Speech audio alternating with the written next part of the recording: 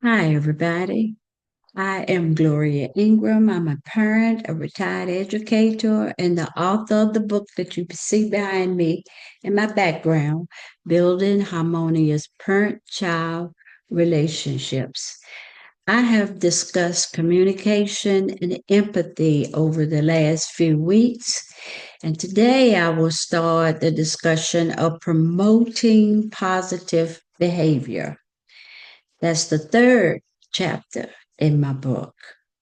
Now, I will talk a little bit about being patient and not allowing yourself to get angry. I know that's hard sometimes, but there are methods that we can use to ensure that we can have a more positive behavior in the home. What is anger? First of all, anger is a signal emotion. It is a lot going on other than what we think it is when we see what we call anger. Person could be just frustrated. They could fear something, have needs that need to be met that are not being met. They could be feeling tired, hungry, or just overwhelmed. I don't know what to do. I've just got too much on me. I got too much to manage, and I just need a break. And when you see this happening in your home, usually it's because the children want to be independent and the parents feel that they are not being respected. Now, if there are a lot of responsibilities and you got that clutter, remember we talked about clutter, too much noise in the house, all of that's going on while you're feeling, oh, nobody's listening to me. I'm just angry. I'm just angry. And then you start to act out. And some parents, they say, I'm so sick and tired of you. You don't use that word if you don't have to, unless it's really nice. But you do this and you do that, and that just makes the child act out even worse.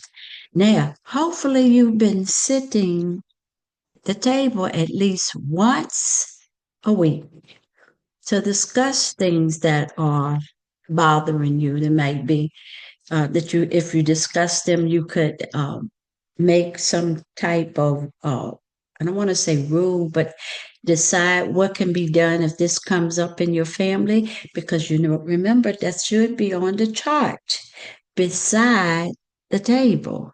And that will help you a lot when it's time to discuss a problem that's going on.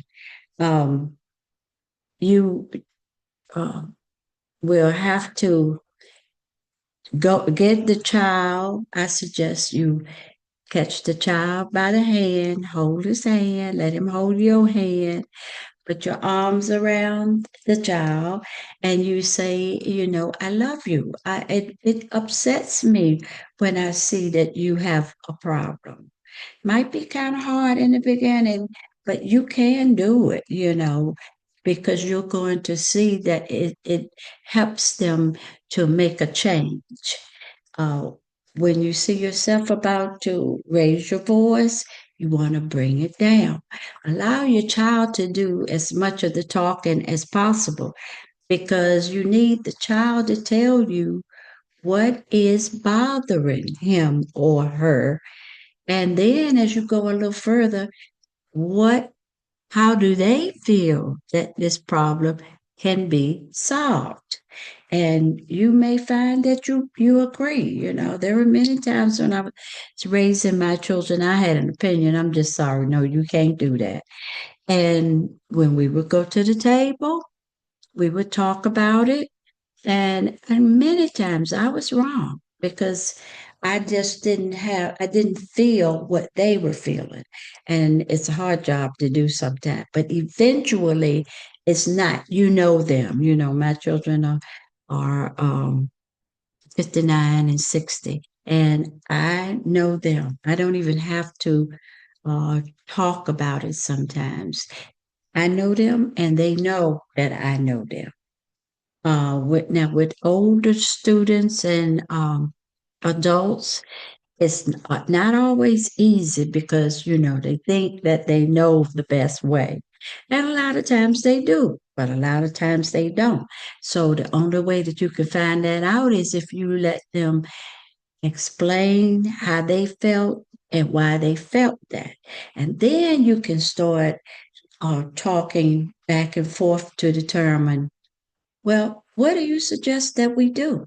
How do you think we can solve it? And usually there's a way to solve it. If you talk about it, if you listen to each other and you talk about it, maybe you felt the way that he didn't even know you were feeling that way, or he was not even feeling that way. And then you can put both of these things together and see if you can come up with a solution. Now, I talked about getting in a corner, finding a pillow or something where you can be calm. So, first of all, when you go to that table, though, see if there is something written there that the family has discussed that can be used now to help solve the problem. You just don't, as the adult, want to always be the one that's coming up with the solution. Because as a family, you've already sat at the table to make a decision. So maybe you need to go a little further with your decision. Now, usually behavior difficulties between parents and children are a result of their lifestyle, of the parents' lifestyle.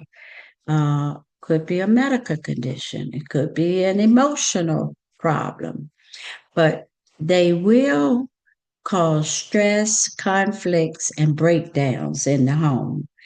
And they may have started a lot earlier than when they came to this home. So you have to stop being this person that knows always what to do and how to do it. You might learn a little something. Showing anger around your child. You just don't want, if it's between the adults, you don't want to even let them see you hollering and screaming at each other because they pick up whatever they see their parents doing. So you're going to have to go into the bedroom and discuss whatever it is that you have to, or go out with each other. Go out and have dinner and discuss it. By the time you finish, you'll be ready to come home and everything will be good again. Now, when you see, or if you see the family showing anger and it's consistent, start immediately to focus on improving communication and fostering an understanding within the family.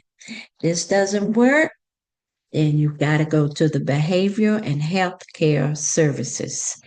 If you don't have one in your area, the crisis line, the hotline, websites. I was surprised when I saw there are a lot of areas around where they don't even have mental health representation.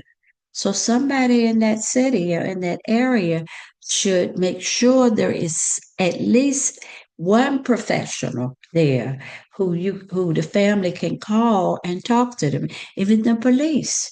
The police, if they go there and they see some a member of the family has an emotional problem, they have not studied it. They don't know. So there should be somebody in that area who can come in, or at least you go there if they can't come to where you are, and get evaluated. Talk with somebody who knows how you are to handle emotional, mental problems. So it's going to continue unless you do something about it. And it's so important that you break that cycle of getting angry in the home. It's just good anyway because it's good for your health. When you get all worked up and everything, you make your blood pressure go up, you get sick. and then you really got a problem. So just try to keep yourself calm, do what's necessary. You can't make anybody do anything, but you can go where the health professionals are so that they can help you. And once you get the correct support and the intervention, the family will start to learn healthier, more positive ways to manage emotions and create a very positive environment. Now, I know we can work this out. That's why I started this whole thing, because I just don't think we have to keep going down the road that we've been going down. We had the children, so it's our responsibility to take care of them. And if you know you need mental health, go get the mental health before you try to get the children. And that will be one way that we can make changes. And another one is empathy. Communicate and listen. All right. Thanks for listening. I'll see you next week.